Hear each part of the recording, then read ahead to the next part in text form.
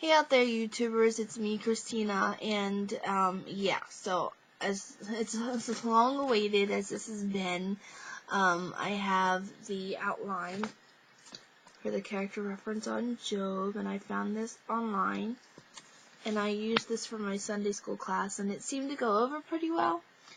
So, we're not going to read the whole book of Job, we're just going to go over this outline, because it would take, I don't even know how many videos it would take, so we're just going to go ahead and go over this outline, and probably going to have to do this in two steps, in two different videos, because there's a pretty decent amount of information here.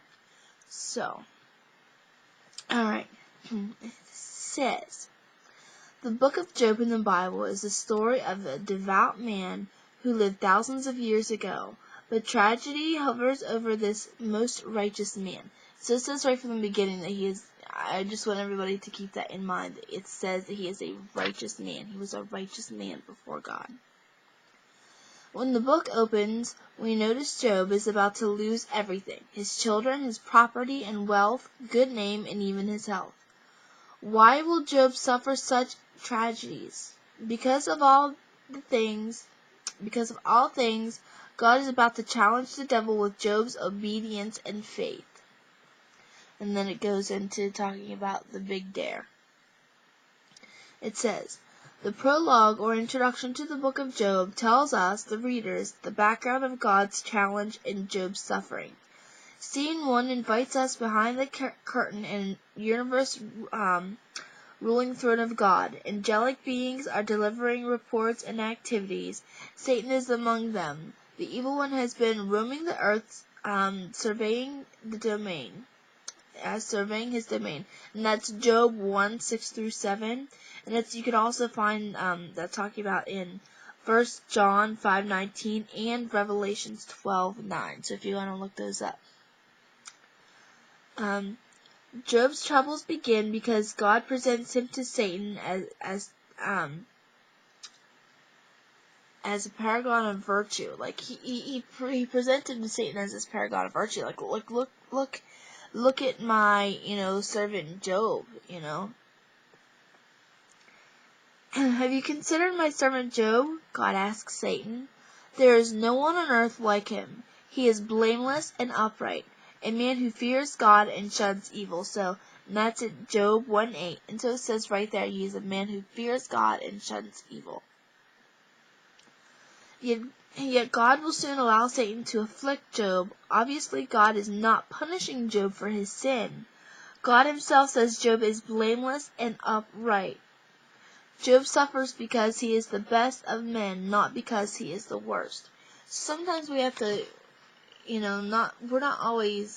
God doesn't always put us through things because we are not doing what we're supposed to, Okay. Satan rejects God's view of Job's of his virtuous character. He implies that Job has an ulterior motive and a cynical reason for obeying and trusting God. And that's verses 9 through 22. Does Job fear God for nothing? Satan asks. Satan institutes that Job is simply out for what he can get from God. Job is only a fair-weather friend, Satan insists. So Satan's basically just saying that, you know what, the only reason he is serving you and the only reason he is being this devout man is because, you have blessed him. It's because of everything you do for him. So he does these things so that you continuously do for him. And that's what Satan is saying to God. Have you not put a hedge around him and his household and everything he has? Satan argues. You have blessed the works of his hand so that his flocks and herds have spread throughout the land. So he's basically saying, well, look, have you not richly blessed him? Have you not protected everything he has? Of course he's going to obey you. That's what Satan is trying to imply there. So Satan challenges God here. And Satan sneers at God's pride and joy. The man Job, who is unlike any other. He doesn't love you, Satan implies. Take away Job's many blessings, and you will find that that he is no friend of yours. Satan tries to make a bet with God. Stretch out your hand and strike everything he has, Satan dares God, and he will surely curse you to your face. Really? Does Job love God only for selfish reasons? Well, let's see, is God's reply. He tells Satan, very well then, everything he has is in your hands, but on the man himself do not lay a finger. Okay, what time do we have here? Alright, we have a couple of minutes.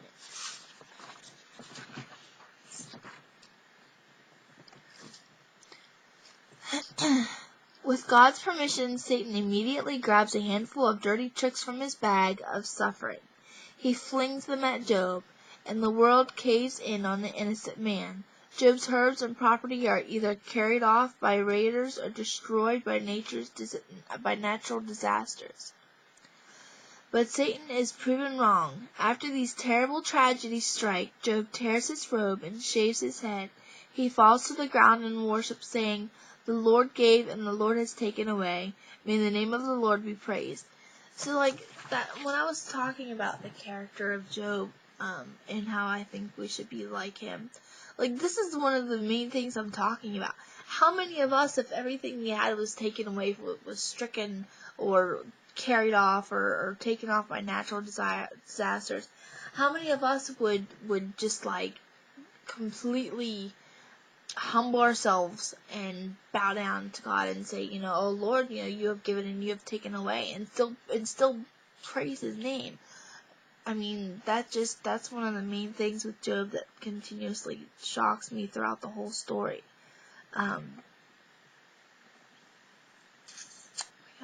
We got a couple more minutes here. So that's one of the main characteristics that I see, that he doesn't just, when things go even desperately wrong, he doesn't just insinuate that it's all God's fault, and he doesn't just haul off and blame God. He just, well, you know what, Lord, you gave and you took away. And he humbled himself and he worshiped the Lord. That amazed me.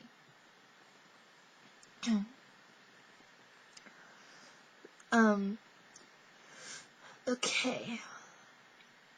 In all this, Job did not sin by charging God with wrongdoing. As time passes on, one day another angelic briefing takes place in heaven. God refers to Satan his contention, and Job truly loves God and his ways. And that's from Job 2:1-7. Satan again scoffs at Job's faith in God.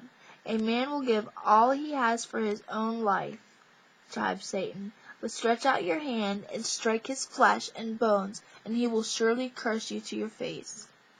God again expresses confidence in Job. Very well then, he is in your hands, but you must spare his life, God instructs Satan. The devil immediately strikes poor Job with putrid sores all over his entire body. The fall of his house is Job's complete.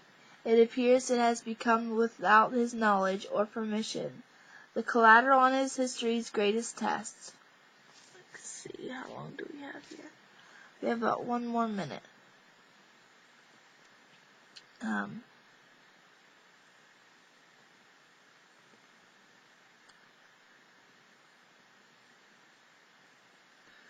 I'm trying to find the place here where